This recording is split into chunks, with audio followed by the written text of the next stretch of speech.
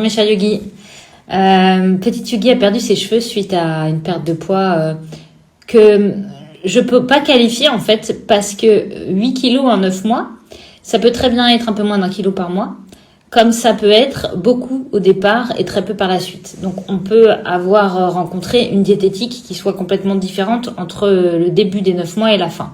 Donc c'est compliqué pour moi d'essayer d'analyser ça, il me faudrait avoir la période de la perte de poids et la moyenne. Mais c'est vrai que tout ce qui va tourner autour des cheveux, ça a toujours tendance à vous stresser énormément parce que tout comme le poids et donc votre silhouette féminine ou non à vos yeux, hein, je ne dis pas qu'il y a une silhouette plus féminine qu'une autre, chacun se perçoit comme il le sent, comme fonction de sa sensibilité. Vos cheveux et votre silhouette est votre image, hein. Donc on a tendance à mettre beaucoup de poids là-dessus pour faire sans jeu de mots et donc on est vite inquiet quand ça vient à dérailler. Alors, il n'est pas rare qu'en alimentation cétogène, au bout de 2-3 mois d'alimentation, quand on démarre, on rencontre un problème au niveau de ses cheveux. On observe une perte de cheveux. Et on a tendance à abandonner cette alimentation en ayant peur qu'effectivement on est en train de faire n'importe quoi, que c'est en train d'endommager notre organisme. Sauf que c'est pas à proprement parler une alimentation qui fait perdre les cheveux et qui génère des troubles à l'intérieur de notre organisme. C'est simplement que l'alimentation cétogène demande au corps un changement de métabolisme. Vous cessez de lui donner un certain type de carburant que vous avez utilisé toute votre vie, et vous lui demandez de basculer sur les corps gras. Il va donc se retrouver en carence, en dette, il va mouliner en fait. Et c'est à ce moment-là qu'on a un ralentissement du métabolisme, et c'est d'ailleurs pour ça généralement qu'on prend du poids en début d'alimentation cétogène, parce qu'on vient ralentir son métabolisme, consommer beaucoup de matières grasses, mais pour ensuite basculer sur justement ce nouveau type de carburant. Il faut bien être conscient que l'organisme ne conserve en fonctionnement que ce qui est vital pour lui. Donc si vous veniez à réduire votre métabolisme, soit par un passage en alimentation cétogène, qui est une réduction du métabolisme très temporaire, hein, c'est vraiment que la période de la cétoadaptation, ou du moins de la fabrication de cétones et de la capacité à les utiliser, soit via un régime hypocalorique, où là aussi vous venez à réduire votre métabolisme, vous allez forcément mettre en dormance vos systèmes annexes, les systèmes de reproduction, les cheveux, la qualité de la peau, tout ça, le corps va privilégier la fonction des organes primaires, hein, le corps, le cœur, les reins, les poumons, c'est ça qui va primer et il va donc délaisser ce qu'on appelle un petit peu le système tégumentaire, la peau, les cheveux, les ongles, et c'est là qu'on peut voir du coup effectivement une perte de cheveux. Mais en alimentation cétogène, cette perte n'est vraiment que passagère. On la voit après quelques mois, donc on s'inquiète, mais en fait si on poursuit dans sa cétoadaptation, on refait repartir la machine. Alors, comme je le disais, le fait de passer en alimentation cétogène et de ralentir son métabolisme au départ peut être corrélé ou en tout cas être similaire à de l'hypocalorie puisqu'on n'apporte plus le carburant que le corps a toujours connu. Donc on se retrouve en dette d'énergie.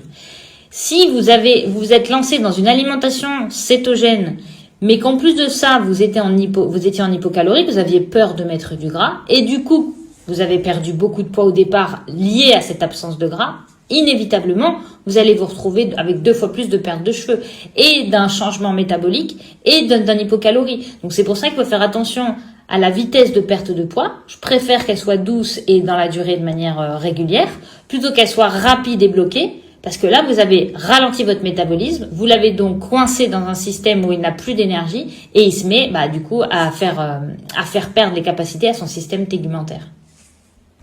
Autre possibilité de cette possible perte de poids rapide ou en tout cas de cette perte de cheveux, c'est aussi d'avoir des macros de mauvaise qualité. Alors oui, en quantité, comme j'ai pu l'énoncer, et d'être en hypocalorie, mais aussi de baser ses apports en protéines sur le fromage ou sur les protéines végétales et calculer ses macros à travers tout ce qu'on mange dans sa journée et qui nous apporte certaines protéines. Sauf que, évidemment, si vous mangez du soja, des edamame, si vous mangez du fromage, si vous mangez des aliments riches en protéines mais qui ne sont pas biodisponibles, vous allez forcément impacter tout ce qui va être cellulaire au niveau de l'ADN. L'ADN, c'est la fabrication des tissus, de la peau, des ongles, des cheveux, des cellules, et vous allez rapidement vous retrouver en anémie ou, comme cette personne, en carence au niveau du système capillaire.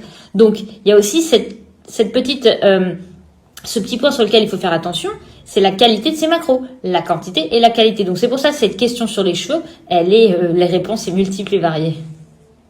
Les deux derniers facteurs qui peuvent générer cette perte de cheveux, c'est tout simplement une hypothyroïdie fruste, donc quelqu'un qui a une hypothyroïdie qui ne se voit pas dans le sang, mais du coup qui se voit sur le corps, et qui est détectée grâce à l'alimentation cétogène, puisque l'alimentation cétogène, comme elle vient à réparer les organismes et qu'elle apaise les inflammations, elle révèle, un petit peu comme on enlèverait les couches d'un oignon, une problématique plus profonde, plus présente, et c'est peut-être pour ça que cette personne n'arrivait pas à perdre du poids au départ, avec une hypothyroïdie et une alimentation riche en glucides, avec une alimentation cétogène potentiellement hypocalorique, elle est venue à perdre du poids, mais bloque son métabolisme et perd ses cheveux par une hypothyroïdie. Et la dernière raison, ça peut être aussi un trop de sport. Je ne sais pas si cette personne fait trop de sport ou si vous en faites trop, mais encore une fois, vos apports vont être majorés, vos besoins en minéraux vont être majorés.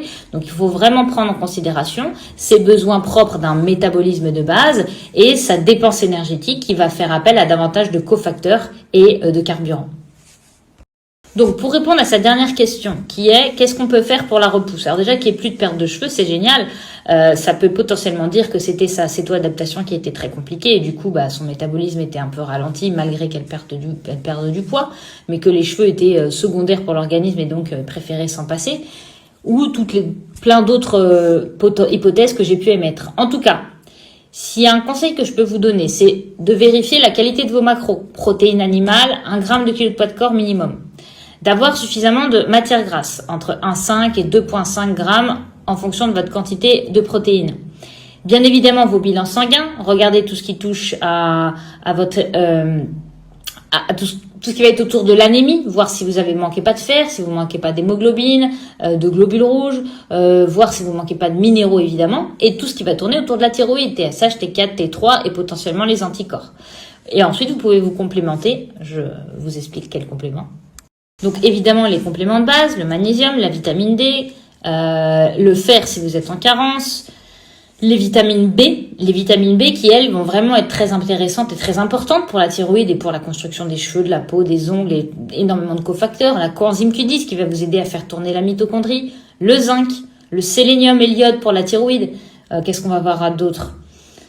Potentiellement, regardez un petit peu si vous êtes inflammé à travers la CRP ou la vitesse de sédimentation. Dans ce cas-là, vous pourriez prendre des oméga 3, de la vitamine C, vous pourriez prendre des anti-inflammatoires naturels tels que la quercétine qui pourraient vous aider à apaiser votre organisme qui est peut-être en stress lié à trop de sport ou lié à une hypothyroïdie ou à des surrénales qui sont trop excitées. À partir du moment où votre organisme fatigue, que ce soit lié à votre alimentation ou à votre comportement, votre vie, votre stress, ça va forcément impacter vos organes et ces organes vont forcément impacter la qualité de ce qu'on voit de vous, votre poids et vos cheveux. Alors comme vous pouvez le voir, je peux absolument pas vous donner de conseils personnalisés parce que c'est multiple et varié.